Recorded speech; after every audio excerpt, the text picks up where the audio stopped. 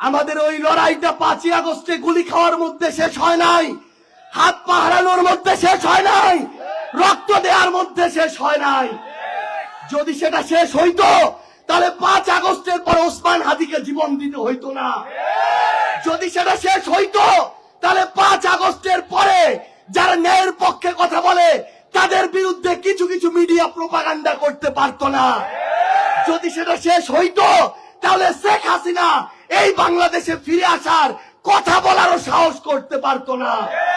যদি সেটা শেষ হইতো তাহলে ভারত এই স্বৈরাচারকে আশ্রয় দিয়ে, হাদির হত্যাকারীদের আশ্রয় দিয়ে এই বাংলাদেশের সাথে কোনদিন সমতার সম্পর্ক তৈরি করতে পারতো না। যখন এই গোদাগাড়িতে মাদকে ছেয়ে যায়, প্রত্যেকটা বাবা মা ঘরে চিন্তায় থাকে যে তার অনুপস্থিতিতে তার সন্তানটা মাদকে জড়িয়ে পড়ছে কি পড়ছে না।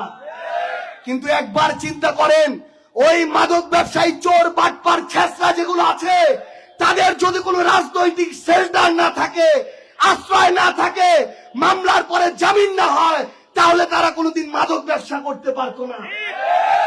তাহলে যারা দিনের আলোতে মাদকের বিরুদ্ধে কথা বলে, রাতের অন্ধকারে মাদক ব্যবসায়ীদের থেকে লাভের ভাগের টাকা নেয়, তারা কোনোদিন আমাদের নেতা হইতে পারে না।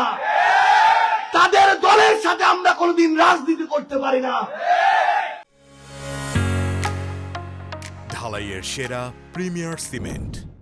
প্রত্যেকটা স্কুলের ম্যানেজিং কমিটি থেকে শুরু করে স্কুল কে চালাবে, কে বাজেট আনবে, কে টেন্ডার নিবে, কে ইটের টাকা খাবে, নতুন করে একটা রাজনৈতিক দলের কিছু নেতাকর্মী এই কাজ শুরু করেছে।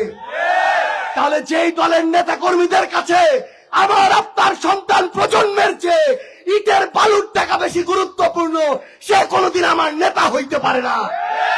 সেই দলের নেতা কর্মীদের অধীনে আমরা কোনোদিন রাজনীতি করতে পারি না। 1400 শিশুকে, সন্তানকে, এই প্রজন্মের যোদ্ধাকে খুন করে যেই দেশে পালিয়েছে, সেই দেশে গিয়ে তার সর্বশেষ আশ্রয় হয়েছে। যার সর্বশেষ একটা খুনি হিসাবে আশ্রয় ওই দেশে হয়, সে তো ওই দেশেরই লোক।